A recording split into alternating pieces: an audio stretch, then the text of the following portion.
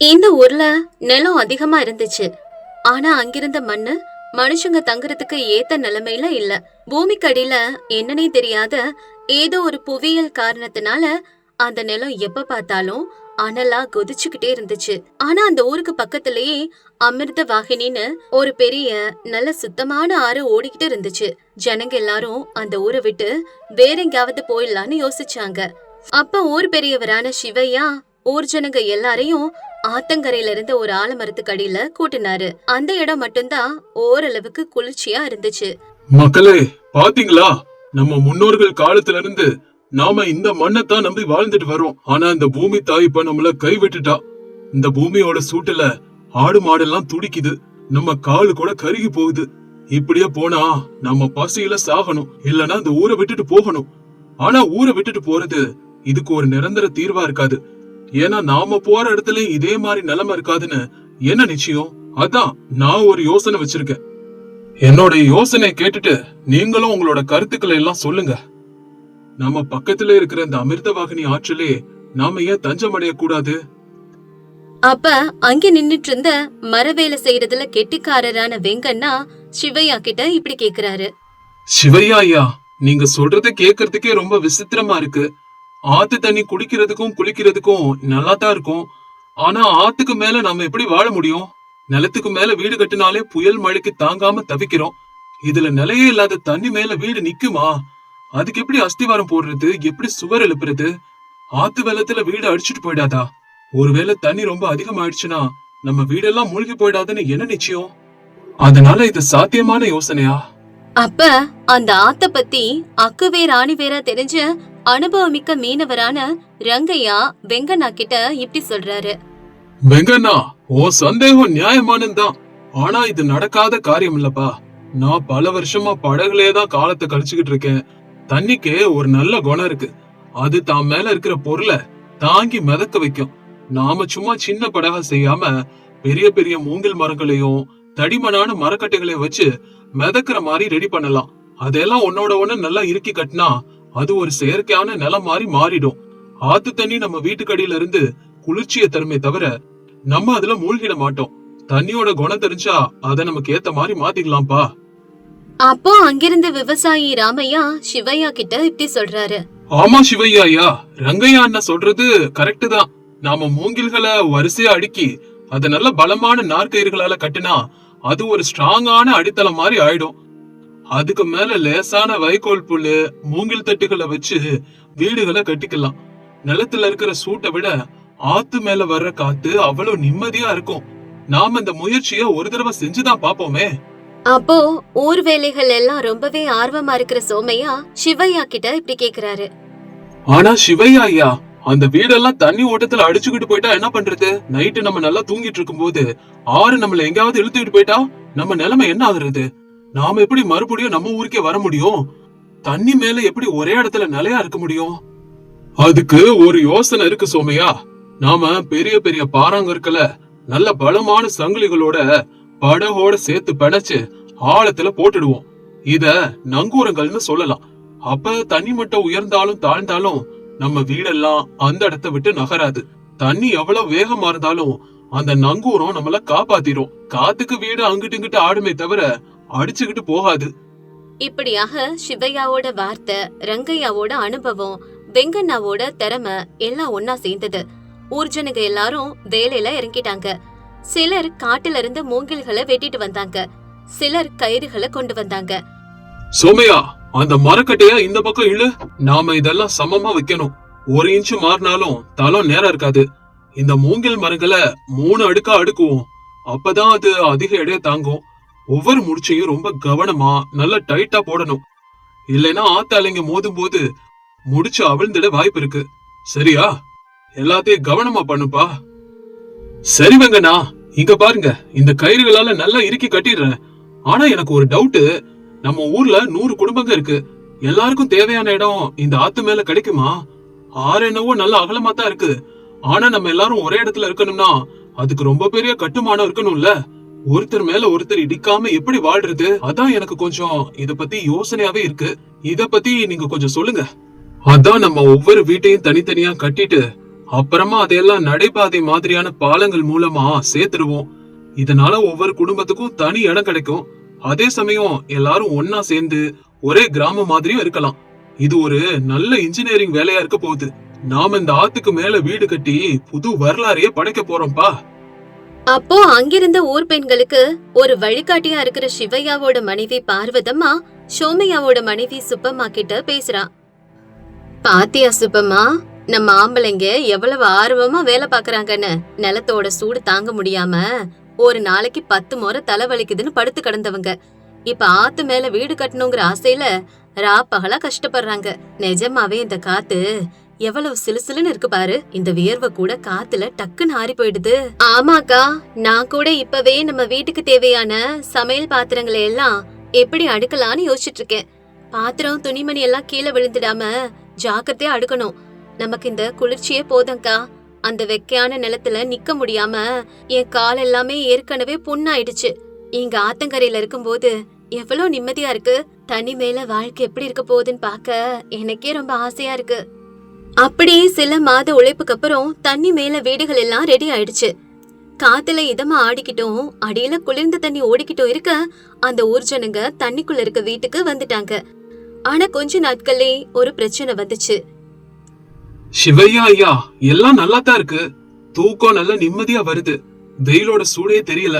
ஆனா நம்ம வயிற்றுக்கு என்ன பண்றது? நாள் முழுக்க மீனை புடிச்சு சாப்பிட்டுக்கிட்டே எத்தனை நாள் உயிர் வாழ முடியும்? நமக்கு அரிசி வேணும், காய்கறி வேணும். இந்த ஆத்து மேல நம்ம எப்படி பயிர் செய்யறது? இங்க மண் இல்ல, வெறும் தண்ணி மட்டும்தான் இருக்கு. நம்ம மறுபடியும் நம்ம நிலத்துக்கு போய் விவசாயம் செய்ய முடியாதுல்ல. மண்ணே இல்லாம செடி எப்படி முளைக்கும்? சிவையா, நீங்க தான் ஒரு முடிவு சொல்லணும். சோமையா, உன் கவலை எனக்கு புரியுது. நாம வீடு கட்டிக்கிட்டோம், ஆனா வாழ்வாதாரத்தை மறந்துட்டோம். ராமையா, நீ விவசாயத்துல புதுசு புதுசா யோசிக்கிற ஆளாச்சே. உன்கிட்ட ஏதாச்சும் ஐடியா இருக்கா? மண்ணே இல்லாம பயிர் செய்ய ஏதாச்சும் வழி இருக்காப்பா? சிவையா, நான் அத பத்தி தான் நேத்து நைட்ல இருந்து யோசிச்சுட்டு இருக்கேன். நம்ம வீட்டு பக்கத்திலேயே நாம சில காளி மிதவைகளை செஞ்சு வச்சிருக்கோம்ல, அதையே நம்ம மிதக்கும் வயல்களா மாத்தணும். ஆனா நம்ம ஊர் மண்ணு ரொம்ப சூடா இருக்கு, அதுல எதுவும் விளையாது. அதனால நான் பக்கத்து ஊர் நாகராஜ் கிட்ட பேசினேன். அவங்க ஊர்ல இருக்கிற கரிசல் மண்ணு ரொம்ப வளமானதான்.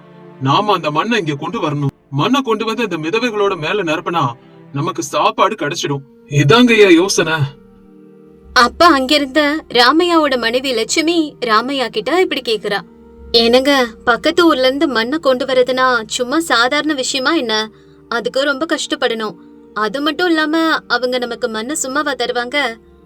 நாம அவங்களுக்கு பதிலா என்ன கொடுக்க முடியும்? மண்ணோட எடைய படகுகளால தாங்க முடியுமா? லட்சுமி, நாகராஜ என் நண்பன் தான். அவங்க கிட்ட மண் இருக்கு, ஆனா மீன் இல்ல. நாம பிடிக்கிற மீன்களை அவங்களுக்கு கொடுத்துட்டு அதுக்கு பதிலா அவங்க மண்ணை தர்றதா ஒரு ஒப்பந்தம் பேசியிருக்கேன். நாம படகுகள்ல போய் மண்ணை கொண்டு வரணும். அந்த மண்ணை நம்ம மூங்கில் பாத்திகள்ல நிரப்பணும். இது ஒரு பண்டமாற்று முறைதான். இதனால 2 பேருக்குமே லாபம் இருக்குமா?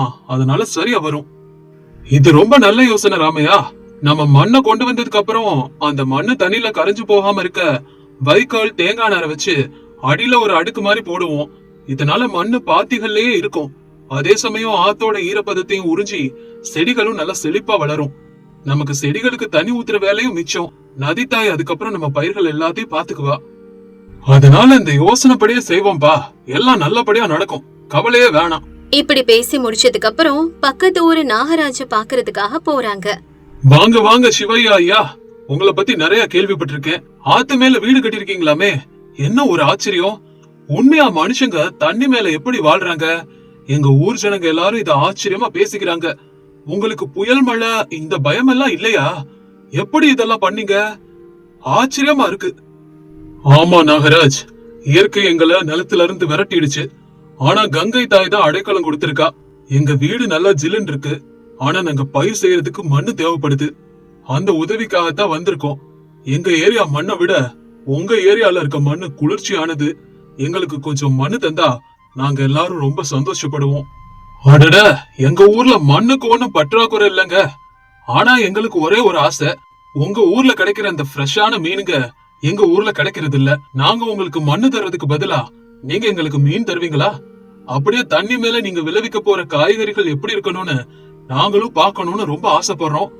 அது நிஜமாவே சாத்தியம்னா நாங்களும் வந்து பாக்குறோம். கண்டிப்பா நாகராஜ், நாங்க மண்ணை கொண்டுட்டு போய் பயிர் செஞ்சதுக்கு அப்புறம் முதல் அறுவடையில பாதியே உங்களுக்கே தந்துடுறோம்.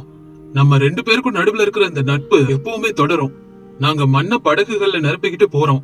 நீங்க எப்ப வேணா எங்க நீர் கிராமத்துக்கு விருந்தினரா வரலாம்.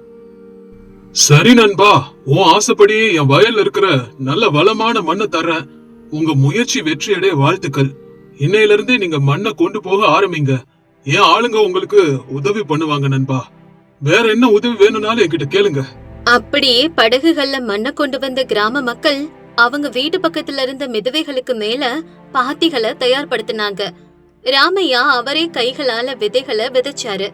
சில வாரங்களுக்கு அப்புறம் அந்த தண்ணி மேல ஒரு அற்புதம் நடந்துச்சு. ஏனுங்க, இங்க பாத்தீங்களா? நம்ம வீட்டு முன்னாடி இருக்கிற பாத்தியில கத்தரிக்காய் எவ்வளவு பெருசா காய்ச்சிருக்கு. தக்காளி எல்லாம் அப்படியே ரத்த சிவப்பு கலர்ல மின்னுதுங்க. நிஜமாவே நிலத்துல விளையறத விட இங்க செடிங்கள்லாம் ரொம்ப வேகமா வளருது. இங்க தேவையில்லாத கலைங்க கூட ரொம்ப கம்மியா தான் இருக்கு. ஆமா லட்சுமி, காரணம் என்னன்னா ஆத்து தண்ணியில இருக்கிற ஈரப்பதம் செடிங்களோட வேர்களுக்கு எப்பவுமே கிடைச்சுக்கிட்டே இருக்கு. அது மட்டும் இல்லாம இந்த மண்ணு, ஆறு, காத்துல இருக்க ஈரப்பதம் எல்லாம் சேர்ந்து செடிகளுக்கு சத்தா மாறிடுச்சு. நாம இப்ப வெறும் காய்கறி மட்டும் இல்லாம நெல்லையும் கூட இப்படியே பயிர் செய்யலாம். நம்ம நீர் கிராமத்துல நம்ம தேவைய தானே பூர்த்தி செஞ்சுக்கிற நிலைமைய நாம அடைஞ்சிட்டோம். பார்வதமாக்கா, இங்க பாருங்க, எங்க வீட்டுல காய்ச்சிருக்கிற அவரைக்காய்ங்கள. நான் இத்தனை நாளா அந்த சூடான நிலத்துல கஷ்டப்பட்டும் ஒரு சின்ன செடி கூட முளைக்கல. அப்ப போட்ட உழைப்பெல்லாம் வேஸ்டா போயிடுச்சுன்னு நினைச்சேன். இப்ப வீட்டுக்கு முன்னாடியே இப்படி பச்சையா தோட்டம் விளைஞ்சிருக்கிறத பாக்கும்போது கண்ணுல தண்ணியே வந்துடுச்சு. நம்ம ஊரு இப்ப நிஜமாவே சொர்க்கம் மாதிரி ஆயிடுச்சுக்கா. உண்மைதான் சுப்பம்மா. சிவையா அன்னைக்கு சொன்னப்ப கூட நான் மனசுக்குள்ள சிரிச்சுக்கிட்டேன். ஆனா இன்னைக்கு நம்ம எல்லாரும் ஒரு புதுமையான வாழ்க்கைய வாழ்ந்துகிட்டு இருக்கோம். தண்ணி மேல இருக்கிற இந்த கிராமம் நம்மள மரியாதையோட வாழ வைக்குது. நம்ம உழைப்பு வீண் போகல. இந்த குளிர்ச்சி தான் நம்மளோட பலம். இப்படி இவங்க வாழ்க்கை சந்தோஷமா போயிட்டு இருக்கும் போது ஒரு நாள் பயங்கரமான புயல் காத்து வீசுச்சு. எல்லாரும் பயந்துட்டாங்க. ஆனாலும் கிராமத்து ஜனங்க எல்லாரும் ஒன்னா சேர்ந்து ஒருத்தருக்கு ஒருத்தர் உதவி செஞ்சுக்கிட்டாங்க. ரங்கையா, அந்த சங்கிலிங்க எல்லாம் கரெக்டா டைட்டா இருக்கான்னு இன்னொரு தடவை பாரு. சோமையா, ராமையாவோட வீட்டு படகுக்கு எக்ஸ்ட்ராவா நங்கூர கட்டுகளை போடுங்க. யாரும் பயப்படாதீங்க. நாம எல்லாரும் ஒன்னா சேர்ந்து இந்த கஷ்டத்தை எதிர்கொள்ளணும். தைரியம் தான் நமக்கு முக்கியம். எல்லாரும் பாதுகாப்பான இடத்துல இருங்க. சிவையா ஐயா, எல்லாம் நல்லபடியா இருக்கு. நாம போட்ட அந்த பாறை நங்கூரங்கள் ரொம்ப ஸ்ட்ராங்கா இருக்கு. தண்ணி மட்டம் உயர்ந்தாலும் நம்ம வீடெல்லாம் பாதுகாப்பா மேல மிதக்குது. இதே நிலத்துல இருந்திருந்தா இந்நேரம் நம்ம வீடெல்லாம் தண்ணிக்குள்ள மூழ்கி போயிருக்கும். தண்ணி மேல இருக்கிறதுனால நமக்கு இந்த வெள்ளத்துல இருந்து பாதுகாப்பு. ஆமா, தண்ணியால நமக்கு ஆபத்தை விட பாதுகாப்பு தான் அதிகமா இருக்கு. புயல் மழை நின்னதுக்கு அப்புறம் பாருங்க, நம்ம செடிங்க இன்னும் செழுமையா இருக்கும். நம்மளோட கட்டுமானங்கள் இந்த தாக்கத்தை தாங்கிக்கும். ரங்கையா அண்ணன் போட்ட பேஸ்மெண்ட் அவ்வளவு ஸ்ட்ராங் ஆனது. அதனால கவலையே வேண்டாம். இப்படி பேசிட்டு இருக்கும் போதே புயல் மழை நின்னுடுச்சு. மறுநாள் காலையில சூரியன் உதிச்சதும் தண்ணி மேல இருந்த வீடுகள் எல்லாமே பாதுகாப்பா இருந்தது. சுற்று வட்டார ஊர்கள்ல இருந்து ஜனங்க எல்லாரும் இந்த அதிசயத்தை பார்க்க வந்தாங்க. சிவையா ஐயா, இப்ப எல்லாரும் நம்மள பாராட்டுறாங்க. நம்ம ஊரை பத்தி சுத்துப்பட்டுல இருக்க எல்லா நாடுகளுக்கும் கூட தெரிஞ்சு போச்சாம். நாம இப்ப பெரிய லெவல்ல புகழ் அடைஞ்சிருக்கோம்னு சொல்றாங்க. நம்ம விவசாய முறைய பார்த்து எல்லாரும் ஆச்சரியப்படுறாங்க ஐயா. இதெல்லாம் நினைக்கிறப்ப ரொம்ப பெருமையா இருக்கு ஐயா. சோமையா, நம்ம சம்பாதிச்சது வெறும் புகழ் மட்டும் இல்ல. நாம ஒற்றுமையோடையும் புத்திசாலித்தனத்தோடையும் ஒரு பெரிய பிரச்சனைக்கு தீர்வு கண்டுபிடிச்சிருக்கோம். உண்மைதான்ப்பா. இயற்கை எப்பவும் நம்மள கஷ்டப்படுத்த நினைக்கிறது இல்ல. நமக்கு ஒரு வழியை மூடுனா இன்னொரு 100 வழிகளை திறக்கும். அந்த வழியில போற பொறுமையும் உழைக்கிற குணமும் நம்ம கிட்ட இருக்கணும். இந்த நீருக்கு மேல இருக்கிற நம்மளோட கிராமம் இப்ப வெறும் நம்ம வீடு மட்டும் இல்ல. இது நம்ம ஒற்றுமையோட அடையாளம். இங்க ஜாதி மத வேறுபாடு இல்ல. எல்லாரும் ஒரே ஆற்றோட பிள்ளைங்களா இருக்கும்.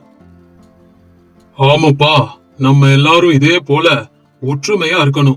நிலம் சூடா இருக்குன்னு கவலைப்பட்டுட்டே இருக்கிறத விட தண்ணி குளிர்ச்சியா இருக்குதுன்னு சந்தோஷப்பட்டு பயிர்களை விளைவிப்போம். உலகத்துக்கே நம்ம சிறந்த ஒரு உதாரணமா இருக்கணும்ப்பா. அதுக்கு நம்மளுடைய ஒற்றுமையும் விடாமுயற்சியும் தான் காரணம். அதனால அத மட்டும் நம்ம எப்பவுமே கைவிட்டுற கூடாதுப்பா. அன்னையில இருந்து இந்த தண்ணிக்குள்ள இருக்கிற கிராமம் உலகம் முழுக்க ஃபேமஸ் ஆயிடுச்சு. எத்தனையோ அறிஞர்களும் விவசாயிகளும் வந்து இவங்களோட விவசாய முறைய பார்த்து ஆச்சரியப்பட்டு போனாங்க. நிலத்தோட வெப்பத்தை ஜெயிச்சு தண்ணி மேல ஒரு நந்தவனத்தை உருவாக்குன அந்த ஜனங்க அதுக்கப்புறம் சந்தோஷமா வாழ்ந்தாங்க. ராமகிரின்னு ஒரு கிராமத்துல மங்கம்மான ஒரு வயசான அம்மா வாழ்ந்துட்டு வந்தாங்க. அவங்களுக்கு வீரையான்னு ஒரே ஒரு மக இருந்தாரு. வீரையாவோட மனைவி பேரு வெங்கம்மா. வீரையா வெங்கம்மாவுக்கு ரமாதேவின்னு ஒரு மக இருந்தா. மங்கம்மா ரொம்ப சிக்கனமானவங்க. ₹1 செலவு செய்யணும்னாலும் ஒரு தடவைக்கு 10 தடவை யோசிப்பாங்க. ஆனா பேத்தி ரமாதேவி அப்படி இல்ல. எது பண்ணாலும் எதை பயன்படுத்தினாலும் அது விலை அதிகமானதா இருக்கணும்னு நினைப்பா. ஆடம்பரத்துக்கு அவ அதிகமா முக்கியத்துவம் கொடுப்பா. ஒரு நாள் வீரையா கிட்ட இப்படி சொல்றா. அப்பா, அடுத்த வாரம் பக்கத்து தெருவுல இருக்க ரங்கையா பொண்ணுக்கு கல்யாணம். அந்த கல்யாணத்துக்கு நான் கட்டிக்க நல்ல பட்டு புடவை வேணும். சரிம்மா, வாங்கிக்க. பட்டு புடவைக்கு எவ்வளவு செலவாகும்? குறைஞ்சது ₹5000 வேணும்பா. அதை விட கம்மியான விலைக்கு எடுத்தா புடவை நல்லா இருக்காது. தூரத்துல இருந்து இதை கேட்ட மங்கம்மா இப்படி சொல்றாங்க. என்னது ₹5000வா?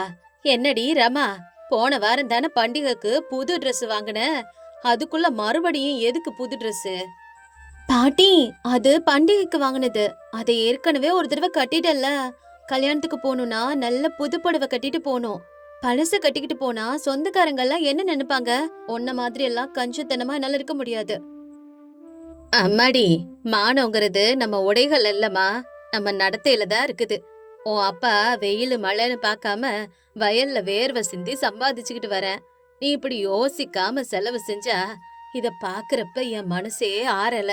தேவைக்கு மட்டும்தான் எப்பவும் செலவு செய்யணும். ஆடம்பரத்துக்கு செலவு செஞ்சா குடும்பம் என்னத்துக்கு ஆகுறது? பாட்டி, வாழ்க்கைங்கிறது சம்பாதிக்கிறத சேர்த்து வைக்கிறது மட்டும் இல்ல, சம்பாதிக்கிறத அனுபவிக்கணும். உலகமே மாறி போயிடுச்சு. நீ இன்னும் பழைய காலத்துல இருக்கிற, அனுபவிக்காம சம்பாத்தியம் எதுக்கு பாட்டி? அதுக்காக இருக்கிறதெல்லாம் அழிச்சு செலவழிக்கிறதா? நாளைக்கு நீ கல்யாணம் பண்ணி போயிட்டேன்னா உன் புகுந்த வீட்டுல சூழ்நிலை எப்படி இருக்குமோ, இந்த பழக்கம் தானே அங்கேயும் உனக்கு வரும். ஐயோ, உன்கிட்ட என்னால பேச முடியாது. நீ பழைய காலத்து ஆளு. நான் போறேன். அப்படி சொன்ன ரமா கோபமா வீட்டுக்குள்ள போயிடுறா. மங்கம்மா இப்ப தன்னோட பையன் வீரையாவை பார்த்து இப்படி சொல்றாங்க. வீரையா, புள்ளைக்கு சிக்கனம்னா என்னன்னு கத்து கொடு. இப்படி செல்லம் கொடுத்தா நாளைக்கு போற வீட்டுல கஷ்டப்படுவா. நாளைக்கு நம்ம இருப்போமோ இல்லையோ, இப்படி ஆடம்பரமா இருந்தா அவ வாழ்க்கை எப்படி இருக்கும்? நான் என்ன செய்யறதுமா? ஒரே ஒரு மகன்னு செல்லம் கொடுத்து வளர்த்துட்டேன்.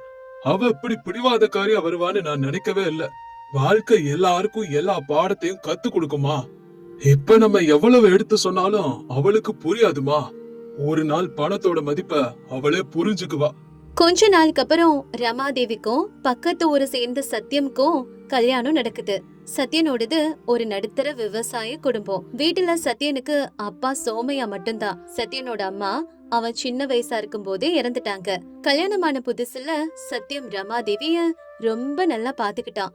ஆனா ரமாதேவியால தன்னோட பழக்க வழக்கங்களை விட முடியல. கொஞ்ச நாளைக்கு அப்புறம் தீபாவளி பண்டிகை வந்துச்சு. எங்க தீபாவளிக்கு எனக்கு பட்டு புடவை வேணும். நான் எங்க வீட்டுல இருந்தப்போ அப்பா ஒவ்வொரு பண்டிகைக்கும் பட்டு புடவை வாங்கி கொடுப்பாரு. என்ன ரமா, நீ கேக்கும் போது நான் வாங்கி கொடுக்காம இருப்பனா? உனக்கு எவ்வளவு பணம் வேணுமோ பீரோல இருக்கும், எடுத்துக்கோ. சத்யம் உழைச்சு சம்பாதிச்ச பணத்தை கொடுத்து ரமாதேவிக்கு புடவை வாங்கி கொடுத்தான். கொஞ்ச நாட்கள்லயே பொங்கல் பண்டிகை வந்துச்சு. ரமாதேவி மறுபடியும் புது புடவை வேணும்னு பிடிவாதம் பிடிச்சா. அந்த வருஷம் விளைச்சல் சரியா இல்லைனாலும் மனைவியோட மனசை ஏன் புண்படுத்தணும்னு சத்யம் கடன் வாங்கி அவளுக்கு புடவை வாங்கி கொடுத்தான். அடுத்தது தமிழ் புத்தாண்டு வருது. எங்க நாளைக்கு தமிழ் புத்தாண்டு, அதனால நல்ல பட்டு புடவையா வாங்கி கொடுங்க. ரமா, ஒரு நிமிஷம் நான் சொல்றத கேளு. இந்த வருஷம் மழையே இல்ல, வயல்லாம் காஞ்சு போய் கிடக்கு. ஏற்கனவே உனக்கு வரிசையா 2 பண்டிகைக்கு புது புடவை வாங்கி கொடுத்தனே, அதெல்லாம் ஒரு தடவை தானே கட்டிருக்க. இந்த புத்தாண்டுக்கு அதுல உன்னை கட்டிக்கோ. என்னது, பண்டிகைக்கு நான் பழைய புடவை கட்டிக்கணுமா? என் பிறந்த வீட்டுல இருந்தப்போ ஒவ்வொரு பண்டிகைக்கும் நான் புது பட்டு புடவை தான் கட்டுவேன். நீங்க என்ன சரியாவே பாத்துக்கிறது இல்ல. நீங்க புது புடவை வாங்கலைன்னா நான் பண்டிகையை கொண்டாட மாட்டேன். அது இல்ல ரமா, நம்ம வருமானத்தையும் பார்க்கணும் இல்லையா? வீட்டுல மளிகை சாமான் வாங்குறதுக்கே காசு கம்மியா இருக்கு. எனக்கு அதெல்லாம் தெரியாது. பண்டிகைக்கு புது புடவை வாங்கியே தரணும், இல்லனா அவ்வளவுதான், சொல்லிட்டேன். ரமாதேவி இப்படி பிடிவாதம் பிடிச்சதுனால சத்தியத்துக்கு வேற வழி இல்லாம தன்னோட ஃப்ரெண்டான சந்திரத்துக்கிட்ட பணம் வாங்கி ரமாதேவிக்கு புடவை வாங்கி கொடுத்தான். ஆனா ரமாதேவி அதோட நிறுத்தல. வீட்டுக்கு தேவையான பொருட்கள் எல்லாம் வாங்க சொல்லி சத்யம தொந்தரவு செய்ய ஆரம்பிச்சா. இதனால வீட்ல எப்ப பார்த்தாலும் சண்டையாதான் இருந்துச்சு. இந்த விஷயம் வீரையாவுக்கு தெரிஞ்சது. வீரையா மகளை பாக்குறதுக்காக சத்யத்தோட வீட்டுக்கு வராரு. என்னம்மா ரமா, எப்படிமா இருக்க? மாப்பிள்ளை எப்படி இருக்காரு? நீங்க 2 பேரும் சந்தோஷமா நிம்மதியா இருக்கீங்களா? என்ன நிம்மதிப்பா, உங்க மாப்பிள்ள மகா கஞ்சனா மாறிட்டாரு. ஒரு புடவை வாங்கி கொடுங்கன்னு கேட்டா அதுக்கு 100 கேள்வி கேக்குறாரு. இவங்க இங்க பேசிட்டு இருக்கும் போதுதான் சத்யம் வீட்டுக்குள்ள வந்தான். வீரையா சத்யனை பாக்குறாரு. சத்யம் பழைய உடைகளை தான் போட்டிருந்தான். ஆனா ரமாதேவி விலையுயர்ந்த புடவை கட்டியிருந்தா. ரமா, உனக்கு செல்லம் கொடுத்து நான் ரொம்ப பெரிய தப்பு பண்ணிட்டேன். அது உனக்கு இப்ப புரியல. சத்யம் உனக்காக கடன் வாங்குறான். ஆனா பாரு, தனக்குன்னு ஒரு புது Dress கூட வாங்கிக்கிறது இல்ல. குடும்பம்னா 2 பேரும் சேர்ந்து வருமானத்துக்கு ஏற்ப சிக்கனமா செலவு செஞ்சு வாழணுமா? என்னப்பா, நீங்களும் என் புருஷ மாதிரியே பேசிட்டு இருக்கீங்க. சத்யம் எப்படிலாம் சொல்லிருந்தா அது 100க்கு 100 உண்மைமா. இப்போ ஒண்ணு கெட்டு போகல. உன் கணவனுக்கு துணையாரு. தேவையில்லாத செலவுகளை குறைச்சுக்க. எப்போதாவது வர அப்பாவ ஏதாவது சொல்லி வருத்தப்பட வைக்காம ரமாதேவி இப்படி சொல்றா. சரிப்பா, நீங்க சொல்ற மாதிரியே கேக்குறேன். அதுக்கப்புறம் வீரையா அங்கிருந்து கிளம்பிடுறாரு. வீரையாவோட வார்த்தைகளுக்கு ரமாதேவி வெளியில சரின்னு சொன்னாலும் அவளோட மனசு மாறல. அதனால கொஞ்ச நாட்களுக்கு அப்புறம் மங்கம்மா நேரடியாவே பேத்தியோட வீட்டுக்கு வந்தாங்க. ரமாதேவி சோம்பேறியா உட்கார்ந்துருக்கிறதும் சத்யம் வேலைக்கு போய் கழிச்சு வரதும் பார்த்த மங்கம்மாக்கு கோபம் வருது. என்னடி ரமா, உன் புருஷன் வெயில்ல கஷ்டப்பட்டுக்கிட்டு வரேன், நீங்க சுகமா உட்காந்துக்கிட்டு இருக்க. உனக்கு உழைப்போட மதிப்பே தெரியாதா? அந்த புடவை மேல இருக்கிற கவனம் வேலை மேல இல்லையா உனக்கு? என்ன இப்படி இருக்க? பாட்டி, நான் ரொம்ப செல்லமா வளர்ந்த பொண்ணு. என் புருஷன் கஷ்டப்பட்டார்னா அதுக்காக நானும் கஷ்டப்படணுமா என்ன? நீ இப்படியே சும்மா உட்கார்ந்து இருக்கறனாலதான் உனக்கு கஷ்டமும் பணத்தோட மதிப்பும் தெரியல. நாளைக்கு வயல்ல வந்து வேலை செய்யி. அப்பதான் உனக்கு 1 ரூபாய் சம்பாதிக்கிற கஷ்டம் என்னன்னு தெரியும். அப்பப்பா, வயல்ல வேலை செய்யறதுன்னு அவ்வளவு பெரிய கஷ்டமா?